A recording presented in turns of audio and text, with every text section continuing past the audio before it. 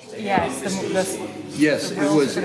I think that was the major task because first and foremost, it was always a character-driven show about the monster inside these characters, which is what I loved about the book when Stephen sent it to me. Not the monsters outside the characters, not just about the fog and the this and that. The monster is whatever.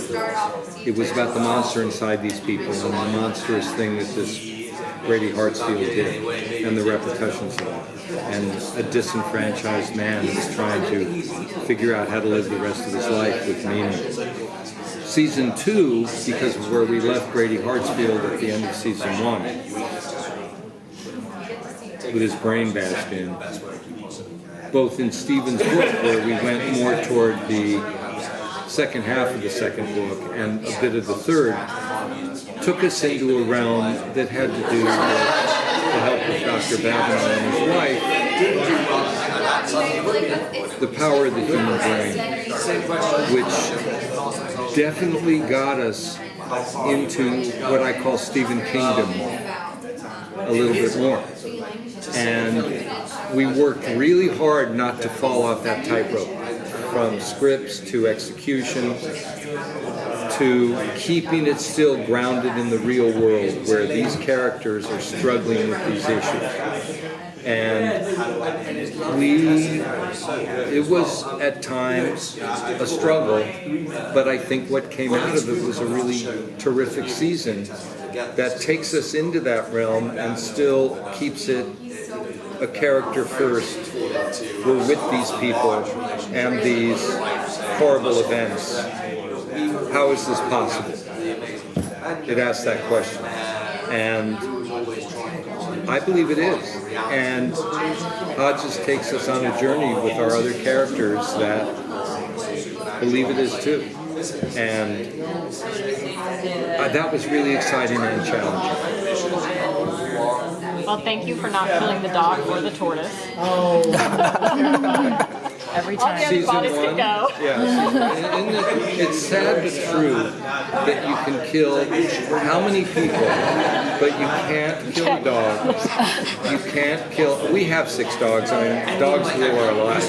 My wife and I. And we have a tortoise, which is why Fred's in the show, because David Kelley fell in love with it. I got him this big for our younger daughter, 6 weeks old.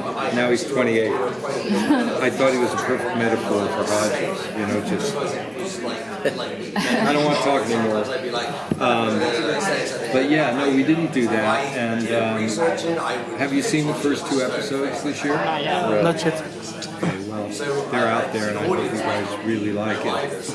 I'm proud of it, and I think the work is really strong. The acting is great, and I think it's a really exceptional ride.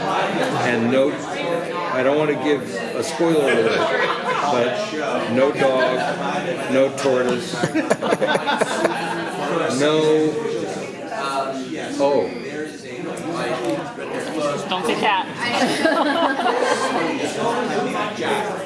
I can't say no dog.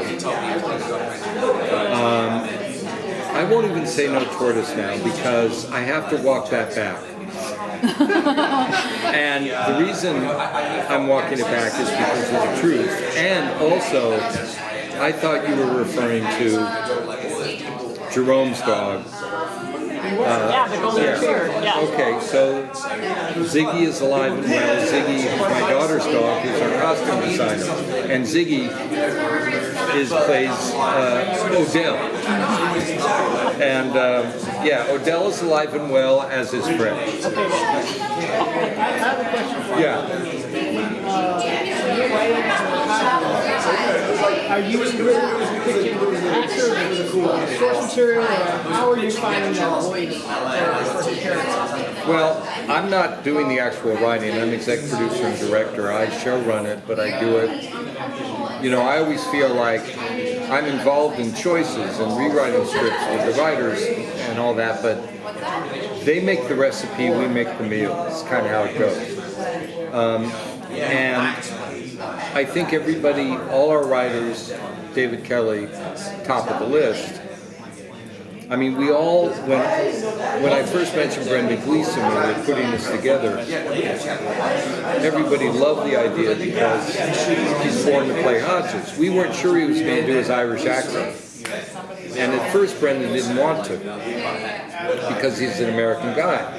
And we didn't want the detective either from the South or here because there's certain cliches that come with that. And Brendan and I wanted it to be a real honest, this is a man, this is a real guy. He gets up in the morning and takes him a long time to pee. We're going to watch it and not dress it up in anything.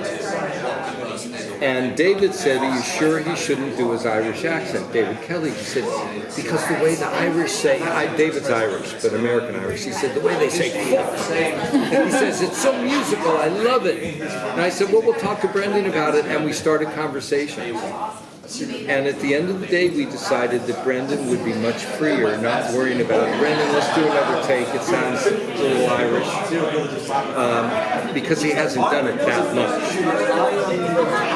So we made the right choice. So what I would say about writing for Brendan Gleeson, it comes from the writers, it comes from Hodges, the Hodges that Brendan recreated. And Brendan then takes it and refines it. You know, where he'll change the phrase or do this or do that. We do a lot of that with the actors. We do a lot of inventing there. But it all starts with the writers. Has Stephen King given any input that has kind of changed anything you've done? No, Stephen King is like the world's greatest cheerleader as an exec producer. He loves the show. He loves what I'm doing. We're all doing with it.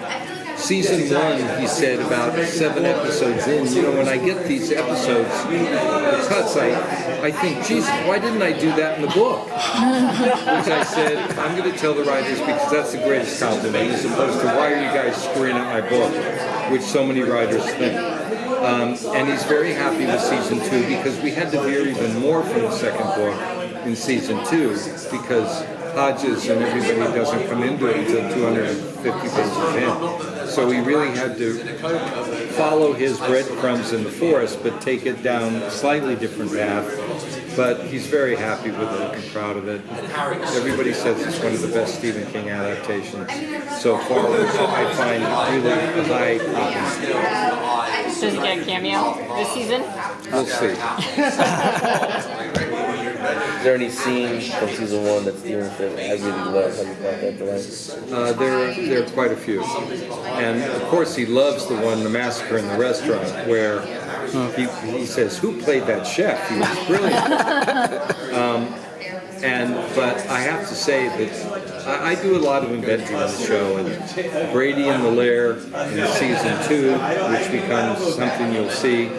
Harry and I, we did a lot of inventing, and Harry dancing in season 1. You know, when he's in the lair and he's doing something, just is doing the crazy dance where he gets out the phones. I said to Harry at one point, you know, I'm a painter and I paint in my studio, and sometimes I'll be listening to Leonard Cohen or Bob Dylan while I'm painting. When I love the way a painting's going, I'll start moving around and kind of dancing, and I guess I don't want. I said, no, you don't want to watch that. He said, but somewhere I think Brady should cut loose and just dancing in his place.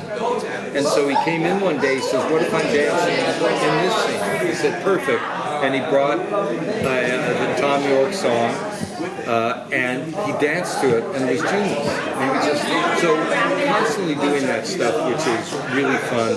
But Stephen King did say because I thought of the cesarean pulling the choo-choo train out of her belly in that scene, out of Mom's belly. And I said, what did you think of that, Stephen? I was really proud of it. And he said, it was gross, but great. I said, well, if you call it gross, that really is a compliment. Thank you. Thank you, guys. Good to see you.